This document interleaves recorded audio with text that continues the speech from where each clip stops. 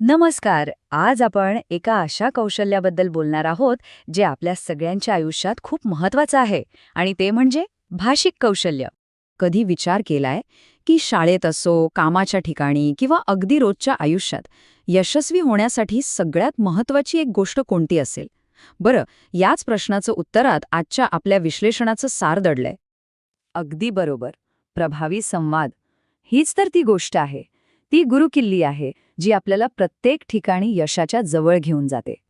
चला तर मग या प्रवासाला सुरुवात करूया. आज आपण काय काय बघणार आहोत? आधी संवादाचा पाया काय आहे ते समजून घेऊ. मग माहिती कशी मिळवायची आणि स्वतःला कसं व्यक्त करायचं याची कौशल्य पाहू. आणि हो, रोजच्या आयुष्यात ही कौशल्य कशी वापरायची आणि एक उत्तम संवादक कसं बनायचं हे सुद्धा बघूया. ठीक आहे. तर सगळ्यात आधी संवादाचा पाया म्हणजे काय?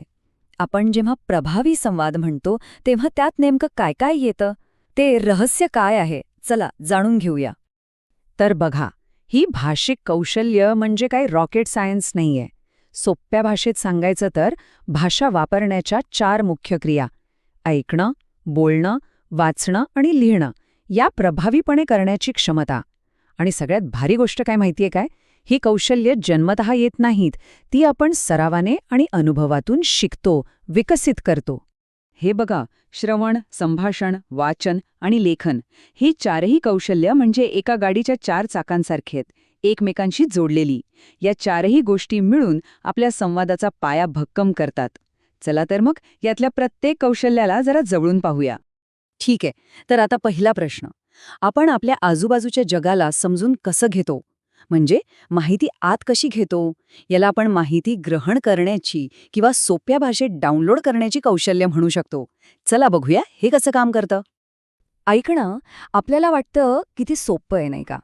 पण थांबा, फक्त कानांवर आवाज पडणं आणि खरंखुरं ऐकणं यात जमीन आसमानाचा फरक आहे. तो नेमका काय फरक आहे हेच तर महत्वाचं आहे. हेच बघा, श्रवण कौशल्य म्हणजे फक्त शब्द ऐकणं नाही, तर त्या शब्दांचा अर्थ समजून घेणं, समोरच्या व्यक्तीला काय म्हणायचंय त्याचं विश्लेषण करणं आणि मग त्यावर योग्य प्रतिसाद देणं. ही एक संपूर्ण सक्रिय मानसिक प्रक्रिया आहे आणि हेच पहिलं आणि सगळ्यात मूलभूत कौशल्य आहे. इंटरेस्टिंग गोष्ट ही आहे की ऐकण्याचे पण वेगवेगळे प्रकार आहेत. जसं की सक्रिय ऐकणं, म्हणजे वर्गात लेक्चररचं बोलणं पूर्ण लक्ष देऊन ऐकणं. मग आहे निष्क्रिय ऐकणं, म्हणजे गाडी चालवताना मागे गाणी वाजत असतात पण आपलं लक्ष नसतं. तिसरं समीक्षात्मक ऐकणं, म्हणजे एखाद्या नेत्याचं भाषण ऐकून त्याचं विश्लेषण करणं. आणि चौथं म्हणजे आनंदात्मक ऐकणं, जसं की एखादी कविता किंवा आवडतं गाणं ऐकून त्याचा आनंद घेणं. प्रत्येक प्रकाराचा उद्देश वेगळा आहे. ऐकण्यासारखंच माहिती मिळवण्याचं दुसरं कौशल्य म्हणजे वाचन.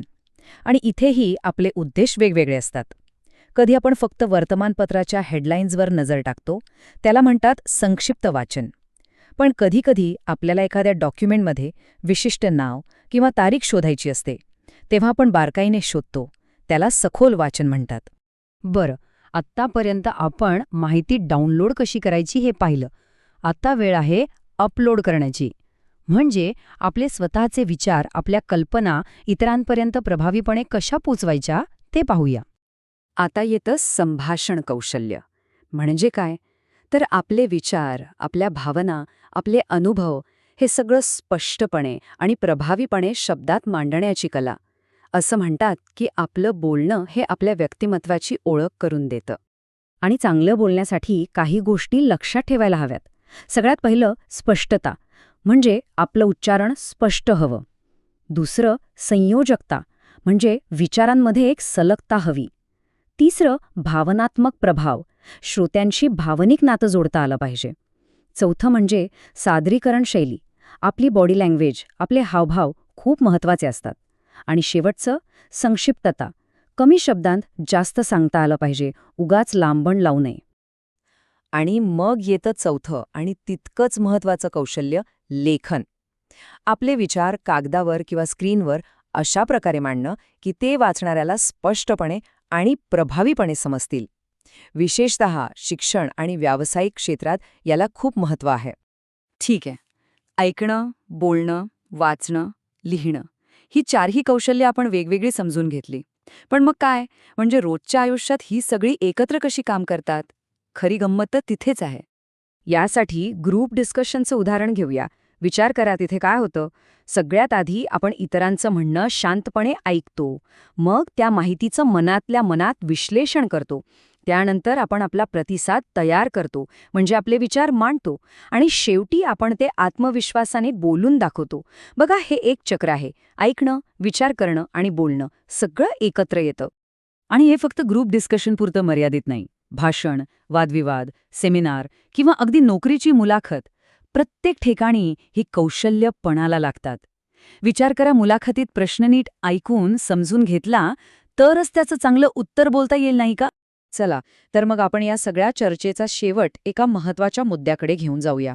या सगळ्यातून आपल्याला काय शिकायला मिळालं ते पाहूया. आपण ही 4 कौशल्य पाहिली.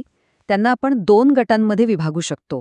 पहिला गट आहे ग्रहणशील कौशल्यांचा, म्हणजे माहिती आत घेण्याची कौशल्य. यात येतं ऐकणं आणि वाचणं. आणि दुसरा गट आहे अभिव्यक्त कौशल्यांचा, म्हणजे आपले विचार बाहेर मांडण्याची कौशल्य. यात येतं बोलणं आणि लिहिणं. आणि ह्या सगळ्याचा सार काय? तर खरा प्रभावी संवादक तोच असतो जो ह्या 4ही कौशल्यांचा संतुलित विकास करतो. म्हणजे फक्त चांगलं बोलता येऊन भागत नाही, तर तितकंच चांगलं ऐकताही आलं पाहिजे. फक्त चांगलं लिहिता येऊन उपयोग नाही, तर तितकंच चांगलं वाचताही आलं पाहिजे. सगळं एकमेकांवर अवलंबून आहे. तर मग आता सगळ्यात महत्त्वाचा प्रश्न, आपल्या रोजच्या धावपळीच्या जीवनात या 4ही कौशल्यांचा समतोल कसा साधायचा? खरं तर याचं उत्तर आपल्या सवयींमध्ये दडलेलं आहे.